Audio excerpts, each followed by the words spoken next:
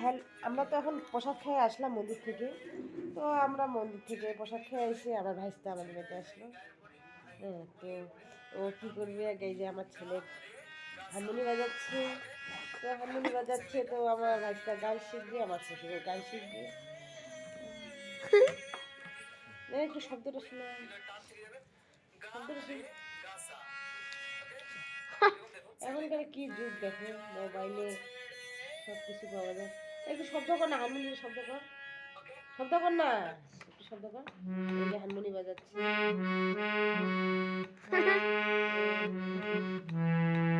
ভালোই হচ্ছে।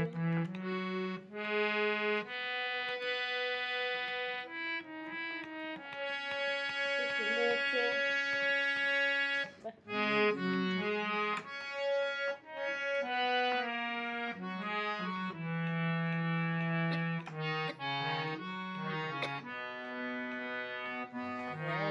বান্ধ দালানে